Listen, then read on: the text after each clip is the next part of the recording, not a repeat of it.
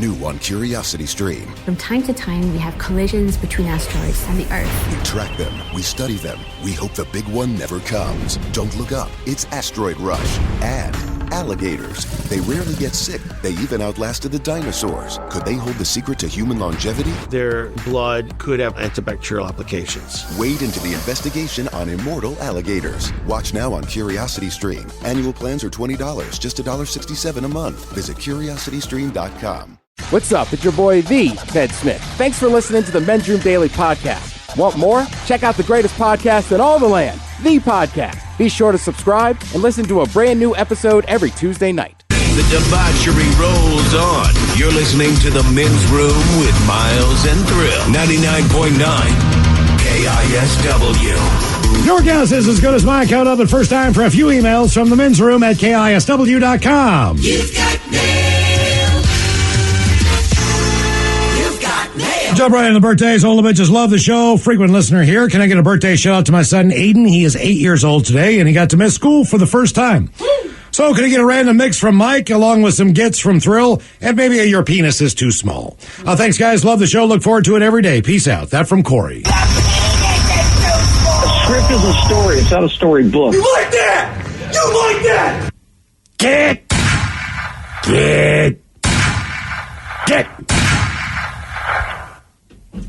What was the last thing? Your penis is too small. Oh, yeah. One of those. Mm-hmm. Okay. Guys, let's see the birthday of one hell of a great dude, Malcolm. He's a great kid and always fun to be around. He's so glad to turn 20 today and not be a teenager anymore, as he told me. How about Leroy Jenkins, the Dirty Germans, talking about his 20th birthday and an inspirational quote from Miles. Thanks, guys. That from the Elk Plain Drifter and Amy Jean. Let's do this. Leroy Jenkins. Okay. 20. Okay. All right, Malcolm. One time, not that I'm proud of this, but I paid for a 20-year-old escort. The only thing I could think of was, man, this is the crappiest car I've ever owned.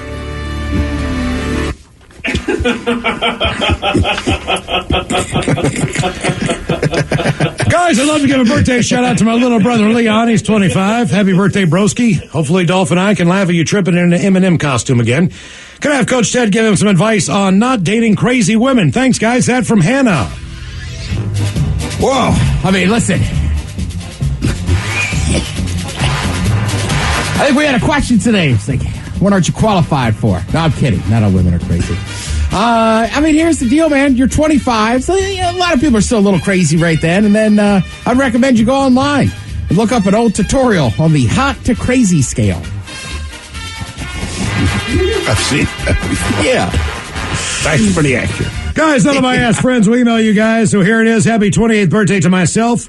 Keep on doing things right, and I'll love a cut that bitch off with some gets from Thrill. Thanks, guys, and keep on rocking. That from Keaton. Cut that bitch off. Next caller. Get.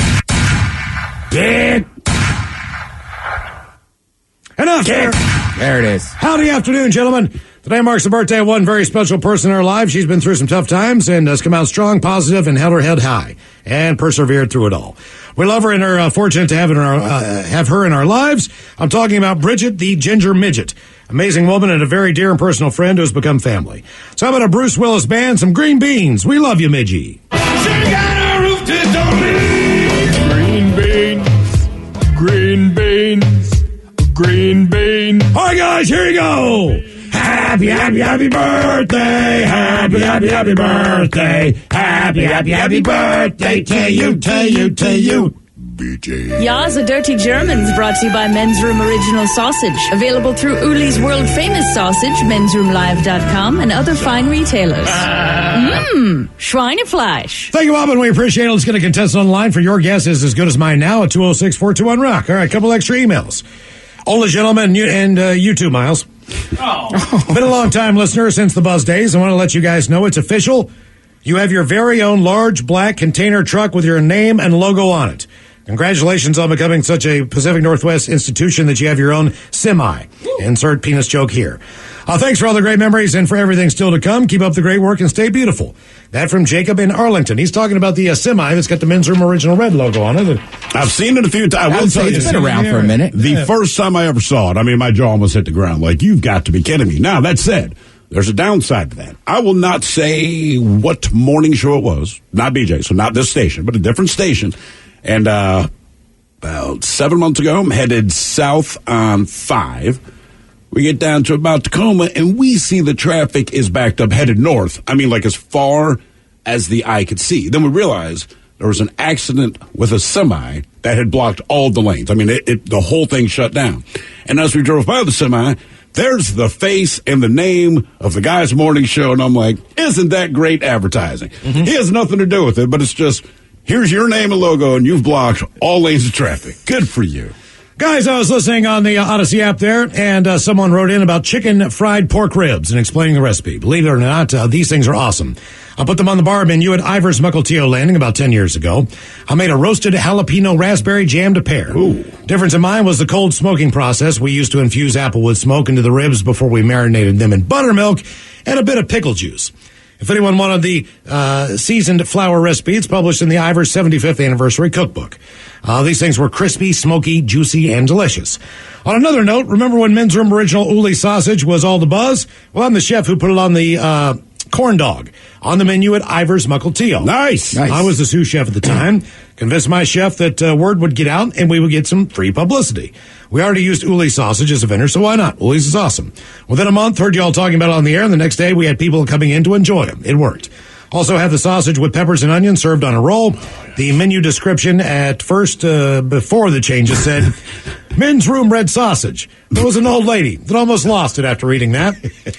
I got out of the chef lifestyle about 5 years ago, cooking for fun these days. I've been meaning to share the corn dog story, guys, for years. Cheers. That from Blake. Tell you what, man. The sausage always has jokes, right? Because one year for my pub league, right, like Uli sponsored us. And I mean, everybody in the league had jokes. Oh, like, of course. We get it. Tell you what, man, my son loves the Men's Room sausage. So we go to the Sounders games. Uli used to have a little stand up there. Yeah. And every time he wanted a Men's Room, we eat them at home. That dude will put down 2 of them in like 5 minutes. It's unbelievable. But last season when we went, somebody else's sausages were Uli's with. You know, he wants nothing to do with it. Mm-hmm. I'm like, are you sure? Yeah. Like now? Yeah. No. See what happens? Like, I saw some the other day in my QFC. Nice. Gentlemen, I was catching up while you guys were away. I have 2 big splurges. A few months ago, I saw that Weird Al would be touring again. He's with my son's favorite artist. My son went to every show since he was 6 years old. Well, last year, my son was in the hospital fighting leukemia on his 21st birthday. A friend of mine had some sources that were able to reach Weird Al, and Al called my son on his birthday while he was in the hospital. Damn. Yeah. My son said it was the best birthday gift ever. And not long after that, my son lost his fight. So I spent nearly $800 for VIP tickets to Al's show so I can share my gratitude with him. I just need him to know that he made my son's last birthday his best.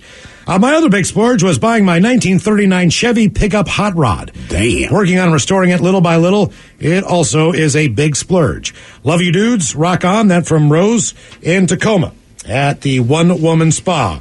Shout out to Weird Al. Mm-hmm. Yeah, that's quality, man. Rose is still going to, she's still going to wax my Rusty Sheriff's badge. At some point in time. Speaking of Rusty, here's one that says Rusty Nail. Catching up on the podcast, you had a big dummy question about the drink, the Rusty Nail. Mm-hmm. This is one of my favorites. It is mixed with equal parts Drambuie, a Scotch liquor, and Scotch. Throw, you also mentioned getting a drink package on a cruise. We went on an Oceania cruise, and I had the Rusty Nail with a 30-year Macallan Scotch. I asked the bartender how much that drink would be if I didn't have the drink package. He said about $62. Damn. Since I was drinking at least 6 of these a day, I am glad I had the drink package. Get the drink package. Cheers, guys. That from Jeff. I cannot stress. Look, I don't care what you do on a cruise, but if you drink, get the drink passage. Jesus Christ. Package. Thank you. Mm-hmm. And well worth it. Because you're on the ship, and at some point, there's not anything else. When you're between ports, there's nothing else to do. You can go to a club. You're going to get a drink, right? You can go to the store when you're done, maybe grab something to eat, and you're going to get a drink. Or if you're like me, you wait for dinner and you drink up until that point. Either way, pretty much all there is to do is drink, which I think is awesome. But man, without that drink package, it adds up. And there's a pool. And guess what they do? They serve you booze. They walk around with drinks, man. Get the drink package. They kept telling me, Mr. Hill, you really should. I know I should have gotten it. I understand. And finally, just bring me the damn drink. I know. My men's room experience, old gentlemen. Being that this is the men's room, I want to share my recent men's bathroom experience.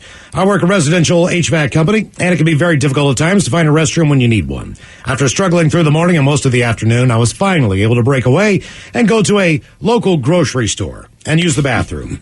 Upon entry, there was not a single soul in the bathroom. I evaluated each stall as I made a decision on where I would sit for the next several minutes. After weighing the pros and cons of each, I chose the handicap stall, a decision I would soon regret. After blowing up the toilet with the aftermath of last night's deep-fried delicacies, I hear someone enter the bathroom. I don't think anything of it at the time, so I take a few more minutes to scroll the social media feeds. After flushing and flushing again, I open the stall door to see a man in a wheelchair glaring at me as I walk out and pass a completely vacant, non-handicapped stall. Neither of us exchanged words, but the look on his face said it all. That's the last time I will ever use a handicapped stall in a public restroom. Keep on rocking, guys. That's from Spencer in Tenino, Washington. Is it Tenino or Tenino? Tenino. You got it. Finally got it. About time. Tenino. It's only taken 17 frickin' years. All right, time for Your Guess is as good as mine. It's an easy game to play. We get a contestant on the line. From there, you pick from one of two categories and try to get as many right in said category before 3 strikes, and you're out. So, Steve, who is our contestant? Ready to play Your Guess is as good as mine. Well, Miles, I don't know him, but he says his name is Justin. Hello, Justin. Welcome to the men's room. Hola, gentlemen. Hola. Justin, welcome to the program, and Your Guess is as good as mine. Justin, it's National Pet Day. We have the 10 most popular pets that people call their best friends, sometimes, here in the United States of America. They found some words that people use to describe their pets: loving, playful, intelligent, loyal, and protective, and all the other crap they do when they do a survey. Then we have the 10 best states for camping as of 2022. Now, how they did this, they said they rated everything from high-quality campgrounds, easy access to state parks, national parks and trails, safety, and affordability levels. Also influenced the ranking. Safety is very important in this. So, Justin, do you want to go to the best states for camping or the top 10 most popular pets here in the United States? I didn't do well on states last time, so let's go with pets. Let's go pets. Pets it is. Okay. It's National Pet Day. A recent poll found the top ways we celebrate by giving our pets a special treat on certain days and just telling them we love them. 10% of people even say their pet is their best friend. Many have celebrated a pet birthday along with their pet. So we have the top 10 most popular pets in America according to the poll. The way we play the game, you need to get as many right in said category before 3 strikes and you're out. Let's go with the easy one and go with the dog. Dogs are number 1, and there's no doubt about that one. We can knock a few of these out quickly. Cat. Number 2. Cats are a close second, by the way. Fish are number 3. All right. Let's go guinea pig. Guinea pig. Number 9. Really? Does that include hamsters? What? Are they the same thing? No, they're not the same thing. They're different. They're all different. Yeah. All right. So would reptiles consider all categories, or are they separated out? I would think there's a difference between iguanas and snakes. That's not always the same person who wants one or the other as a pet. Look, I don't like them, but snakes I imagine would be on there just because so many people have them. All right, let's go lizards. Lizards are number 10. Oh. Do they have it listed as lizards? Lizards. Okay, lizards. 10. Lizards. Yeah. Yeah, let's stay on the weird route. Let's try ferret. Ferret. Great guess. Number 12 on the list. I hate birds. Yeah, I would still say hamster.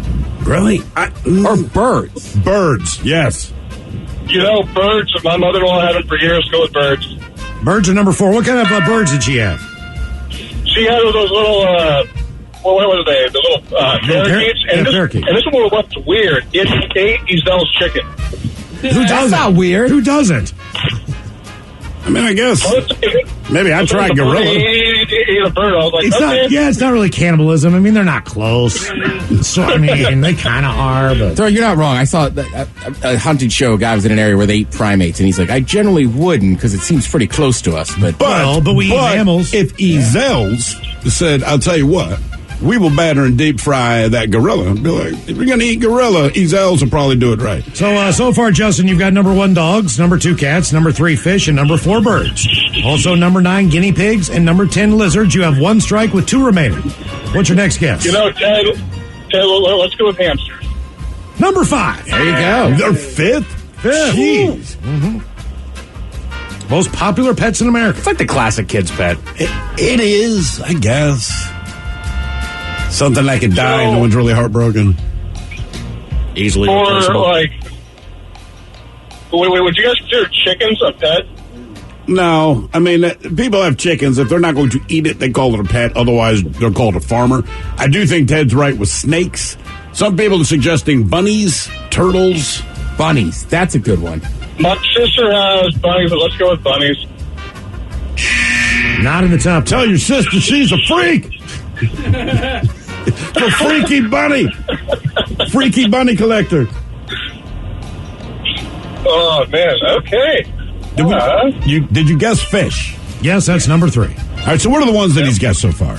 Dogs, number 1, cats, number 2, fish, number 3, birds at 4, hamsters at 5, guinea pigs at 9, and lizards at 10. I would still go snake. People are still big into snakes. Yeah, that's what I'm saying. Yeah, screw it, snakes. Number 8. So tell your sister, the guy with the snake, less freaky than her. So, Justin, you're doing real well here. You've gotten 8 out of the 10 most popular pets in America. There are 2 remaining at number 6 and number 7. Oh. What about, and I'm spitballing here, I don't know. It seems like a lot of people like snakes, but also there's equally people that like tarantulas. Oh, spiders, yeah. Yeah, true, it's spiders. Tarantulas are number 11, Justin. They're still less freaky You're than so bunnies. close. And it's just tarantulas for the most part. I don't know anybody else that wants any other type of pet spider. So Plus, it's just, they're not fascinating, basically, if it's not a plus they can escape. What about rats, Miles? No? We're still missing 2, correct? Right. You are. So hang on. Bunnies aren't there. Tarantulas aren't there. Ferrets aren't there. This is not a bad suggestion. Pot-bellied pigs. Or pigs. I still think maybe we should. Did he say chicken or not? He did not. No. I mean, because, like, they give you eggs, but, like, You're not still going to eat pets. that, right? Yeah. Nope. They're livestock, sir. What about goats? I'm just running down with Taryn. I'll give you a hint. A relative of the guinea pig and the hamster. Just a mouse? No, what's another one they like people have? Gerbil. Number 6. Oh, there you go. Okay, there's 1 remaining. Now I'm going off the text here. Horses. That is it. Really? Horses? Got it. I would not have guessed Very good. Here's your 10 most popular pets in America. Coming in at number 10, you have the mighty lizard. At 9, the guinea pig. 8 is snakes. 7 horses. 6 gerbils. Hamsters at 5. Birds at 4. Number 3 is fish. Cats at 2. And the number 1 most popular pet in America, obviously, that would be the dog. Of those 10, how many have you had as a pet? I believe I've had 4. I've had dog, I've had cats, I've had fish, I've had birds. I've never had birds. But I've never had gerbils or guinea pigs or anything. Does it count if you just live in a house? As I was going to say, I've lived in a home with snakes. Yeah, I've lived in a house where, like, my sister had a bird, but it, like, technically wasn't mine. Yeah, but still, it falls on you. Yeah. Yeah, just 3. Just 3 out of the 10. I'm just 4 out of 10. You 3 out of 10, Mike? Yep. All right. Yeah, I'm 3. Coming up, we'll drink it. Tell us with a shot of the day. You are listening to The Men's Room. 99.9 KISW. The shenanigans continue. This is the Men's Room with Miles and Thrill. Coming up in minutes, we will drink, we will toast with a shot of the day. And we do have your headlines on the way at 5:50. The first quick check-in with Mike Hawk and some of the stories and headlines he is not working on. All right, some odd news. There was a massive cheese heist in the Netherlands last month. The cheese heist. The cheese heist. Ah, what kind? That's a good question, Ted. It was a specialty cheese that this one farm made. And I read that it takes months to age. And they had it in a holding area. The wheels themselves weigh 22 pounds. Holy smokes. So they were using wheelbarrows to get them out of there. Ayo. And then I guess every individual block of those cheese, they are marked specifically. Oh. So you can never resell them based on their numbering system. They've had this problem before, so whatever it is, they figured out a way to keep them from being resold. Gotcha. So that's the biggest problem with this. $23,000 worth of cheese. And now what? Was stolen from one area where they were holding this. Right. You can find somebody to buy that cheese. I mean, if they come to me, I'll buy some cheese. Right? I'm with you. I feel like fencing food is easier than most things. Right. Especially food like a cheese. Yeah. You know what I mean? Do like a big block of Cougar Gold. Oh, yeah. That's probably the biggest piece of cheese I've ever owned. It has been way too long since I've had some Cougar Gold, but doggone it, that stuff's great. It is fantastic. Miles, I'm with you.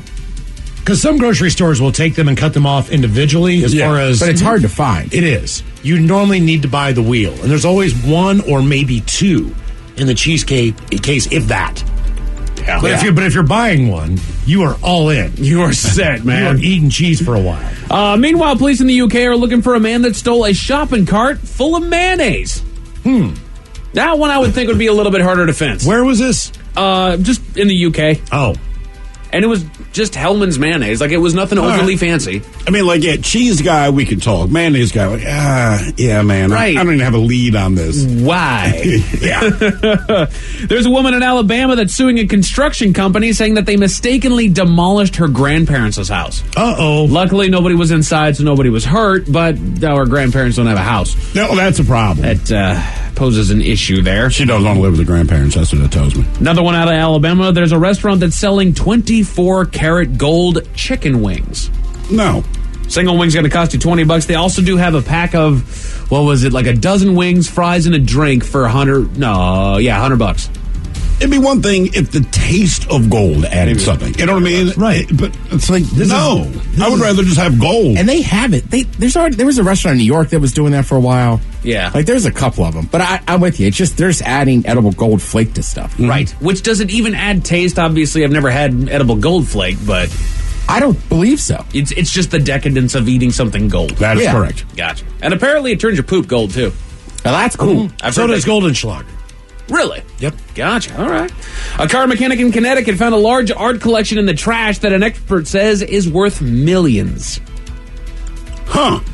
I wonder who found it in the trash then. And what is in there that makes it worth millions? Probably 2 or 3 pieces. Because that's another thing about art. It's the beauty is in the eyes of the beholder, and art is only as expensive as somebody is willing to pay for it. But you rely on a group of people, and look, it's not that they're not qualified, but they come up with an arbitrary number to say this particular artist done in this particular style and the particular pigments. I get all that, but in the end, they just prescribe a price to it, right? So, like, people love Picasso, and I understand his art is worth a lot, but if I did not know who Picasso was and you offered it to me, I would not buy it. Even if it's like $50. Well, I just don't like the guy's art, so it's worthless to me. But I understand it's worth something to other people. Exactly. You know, and there's some other artists where it's more the history of the piece. Sure, I get that. I put it this way: I would take a Picasso because I recognize it's worth money.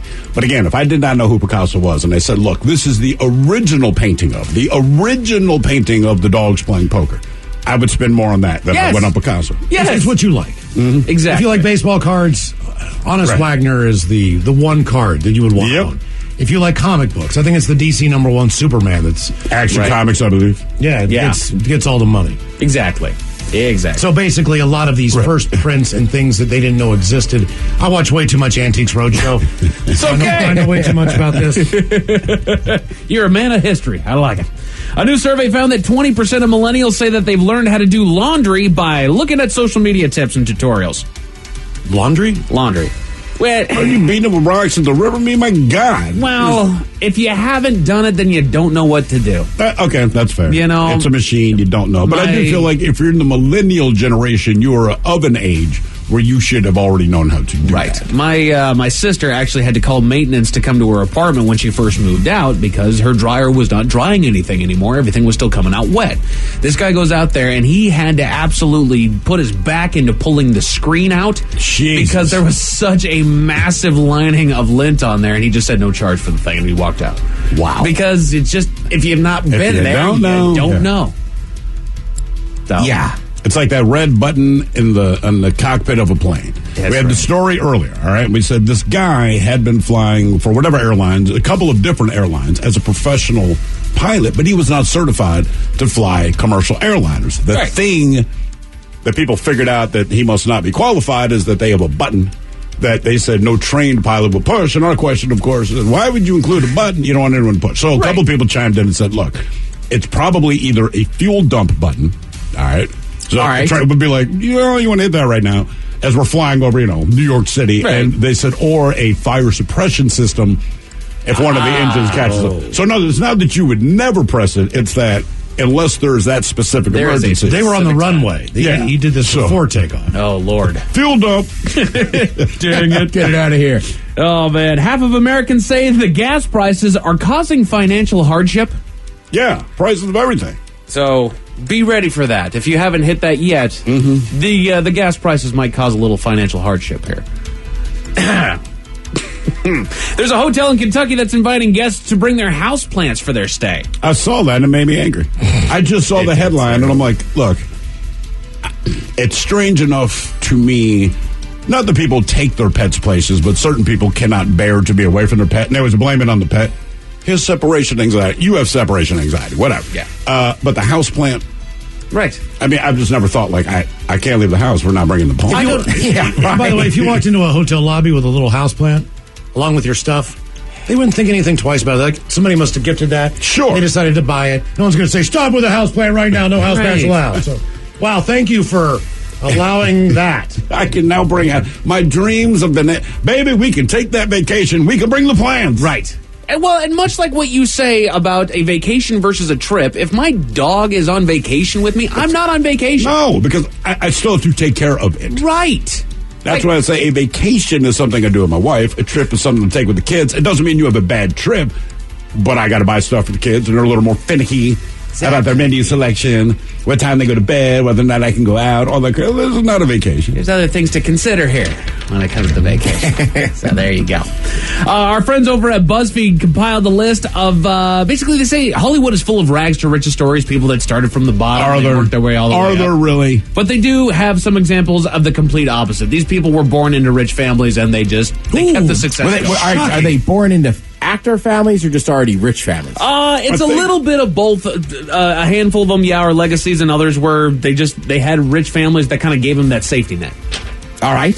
So, which makes look, you're not taking anything away from anyone. And it's not even whether necessarily you're any good at acting. But when Gwyneth Paltrow is an example, years ago, I just remember her saying, hey, man, I bust my ass, blah, blah, blah, blah, blah. And it's like, look, I don't doubt that you put the effort in. You're actually a pretty good actress. You annoy me in many ways, but you're a decent actress. But you were born in the Hollywood royalty. Do not pretend you had to struggle just to get the audition. Right. And to me, that's the difference. There's a lot of qualified people that can't even get to the audition to show us what they can do. If you want to be a pilot, you need to have hours in the sky. Absolutely. Have a flight instructor. Right. You need to pay for a plane. You need to do all these things. If you had somebody who was willing to pay for that, and you don't have to work or have a job during that time, it's a lot easier. Chances are you're probably going to attain your goals. Exactly. There it is. So here are the 10 celebrities who were born rich. Number 10, Paul Giamatti, if you didn't know that one, says that his father was Bart Giamatti, who was the president of Yale University. He was also the commissioner of Major League Baseball, but he only served for 5 months before he died of a heart attack back in 1989. Damn. I did not know that. I did not know that either. Look at there. Well, explains why he knows so much about wine. I do know that name associated with baseball. Being the commissioner. Bart Giamatti? Yeah. I've never even heard that name before, but it's cool to me now. Number 9, Edward Norton. Yeah, I knew that. DC money? Virginia money? Or Maryland, one of that area. His grandfather invented the shopping mall and developed the city of Columbia, Maryland. Okay. Oh, that makes a ton of sense. My mom used to live in Columbia. Like, Columbia is, I want to say, one of the first cities that it's like every little section of it, right? She lived in King's Contrivance. Okay. So that every single one of them has like a grocery store, like a pizza joint, a restaurant, neighborhood. So like a family restaurant, city, right? like a bar and like restaurant. But every little one has a little community center. So it's like. My kids lived there for years. Great chain restaurants. But it's also the same guy. He developed the Baltimore waterfront. He developed the Norfolk, Virginia waterfront. Then a lot of other waterfronts followed suit. I mean, the guy made nothing against Ed Norton, but it's like you came from a lot of money. Yeah. I'm going to invent a town. Right, exactly. Yeah. And it worked. Bare bones thing here. It's crazy, too, is like those towns, there's like separate sections. Okay. So like some will have apartments, some will just be single family homes. Some have bigger yards. Some are townhomes. Right. My mom lived in a townhome. But it worked. And in fact, that place, the city's Columbia was his first place that his grandfather made a lot of money doing. That place is still expanding. Yeah. It's still like the place. If you live between D.C. and Baltimore. Room left on the East Coast? But everyone's so used to basically there's a city in your backyard kind of thing. He and another family, the Merriweathers, owned all that land and property. Mm-hmm. So they just built what they wanted to build. And it worked. Yeah. They built a town. Damn. These are 10 celebrities who were born rich. Number 8, Selma Hayek. Believe it or not, her father was an oil industry executive. I don't care what her parents did. Who supposedly bought her 3 tigers after she begged for them. Oh, come on. That's going to be tough to keep up with. Yeah, come on. He bought her tigers? 3. Can you imagine the litter boxes? Hey, you got to scoop the litter box. Come on, man. Grab the shovel. I'm a Penelope Cruz guy now. Get some tidy cat. No, you got to get the one for multiple cats. They won't use it if it's for the single cat. How am I going to top that birthday? Number 6, you got other kids in the restaurant just crying for more ketchup. She got tigers. Tigers, Daddy. Number 7, Benedict Cumberbatch. Oh, I was going to say, I'm not ready. If his real name is Benedict Cumberbatch, he has to come from money. Benedict Broke-ass people don't name their child Benedict Cumberbatch. Says he comes from a family of, quote, merchants and adventurers, and unfortunately for him, their holdings included a slave plantation in Barbados. You left out traders. Yeah. I guess that's Benedict Arnold, sorry. Wrong part of the name, Ted. All right, I was too focused on the Benedict part. Yeah. These are celebrities who were born rich. Number 6, Rashida Jones. Well, yeah, sure, Quincy Dad's Jones. Quincy Jones. Exactly. Her mother was actress Peggy Lipton as well. Yeah, nobody cares. Nobody cares. It's all about Quincy. I know, I'm going to be a thriller like angry. Yeah, man, her dad's Quincy Jones. Well, no duh, man. Did Jesus. Quincy not spend time in Seattle? He did. Yeah. Well, there you go. Pretty sure. Number 5, Julia Louis-Dreyfus. Yeah, big time Towson, Maryland money. Family owns a multi-billion-dollar firm called the Louis-Dreyfus Group. Oh, yeah, they're huge right outside of Baltimore. She's from just north of Baltimore. No kidding. Oh, yeah. So if you go there, there's Michael Phelps and there's Julia Louis-Dreyfus. Those are their 2 claims to fame. Seriously, man. All right, I like it. And Miles' favorite. The tall blonde Playboy. Amy Schumer. Oh, Amy Schumer. I was thinking the Playboy chick. Christy Shake? It wasn't Christy Shake. Who was the other one? No, she wanted with Clooney. Clooney's. We better. What was her name? God damn it! Remember we partied with her on Halloween? She was a wrestler. Yes. Stacey Keebler. Stacey Keebler. That is correct. I wanted to be a Keebler. She was dressed as a cop. Yeah. And me and Steve were just both sitting there, just like looking at her. And she had long. Oh God. Dude, I mean, you're talking about we're drinking like, and she's like, we're like, yeah, whatever. Yeah. Where's the handcuff? God almighty. I mean, she's attractive. You think she's attractive on TV. Dude. Wait till you see her in person. Yeah, it was. Yeah. Granted, it was like 20 years ago, but still. I mean, we were just like, God. I bet you. I was like a cop in a leather black skirt, huh? I'm down. I've been breaking the law all the time. I'm down. These are the 10 celebrities who were born rich, according to BuzzFeed. Number 4, Taylor Swift. Yep. Didn't they have like a Christmas tree farm or something like that? It says that her father was a stockbroker at Merrill Lynch, and he even bought a stake in Taylor's record company when she was recording her debut album. That was smart. That's an incredibly intelligent thing to do, yes. That's when you know your kid's talented. All right, because everyone thinks their kid's talented. But if my kid said, a steak in you? Yeah, would you like me to buy a steak in my business? That like, I don't think you're that talented. I'll take you out for a steak. Right. Call it a day. Oh, no. Yeah. Right, but to have the ear and the know-how, like, no, I'm not just saying this because she's my daughter. That's what I'm saying. It's different when you invest money. Right. You know, you go, okay. And that's not a nickel either. He's dropping bank for that. Number 3, Kate and Rooney Mara. Well, yeah. Oh, I mean, the family owns the Giants. There you go. That goes a long way. And they have a connection to the Steelers as well. Says that hence her name, Rooney Mara. Because the Rooneys and the Mara. Honestly, that's why they named her that. They are football royalty. Their mom's family, the Rooneys, owns the Pittsburgh Steelers, and their dad's side, the Maras, owns the New York Giants. That's crazy. I told you, I had a friend in I bet you she's a Cowboys fan. I had a friend in D.C. that went to a Ivy League school. And he started dating this girl, but he was real suspicious about it. Then he found out it was a girl from that family. No kidding. But literally, on like a Saturday, he'd be like, I'm going to the beach. And they would gas up a jet and fly to like the Caribbean for the day whiz. and fly back. That is not what we mean when we say that. I'll see you at Golden Gardens. We're going to a lake. Yeah. Well, that's why he was so weird about telling anybody, because he's like, it's kind of awkward that I'm dating somebody that's like a son of a or a daughter of a billionaire. Number 2, Adam Levine. His family owns the upscale retail chain M. Frederick. I don't know if I know the name. I've never heard of that one, so no. And It's a restaurant? Retail chain. Upscale retail. Fredericks of Hollywood. And this is the number 1 celebrity that was born rich, according to BuzzFeed. You know where's the singer? Ariana Grande. Oh, really? Yep. Her mom was the CEO of Hose McCann Communications, and her father owned a graphic design firm in Florida. Okay. Well, that'll do it. So there you go. A man in his 70s was arrested for not behaving himself on a plane, and I'll test your memory at 5:50. Oh, here we go. Oh, man. Okay. Thank you, Mike Hawk. Headlines are coming up at 5:50. In the meantime, let's get a contestant on the line for Profile This at 206-421-ROCK. All right, if we made it to drinking time.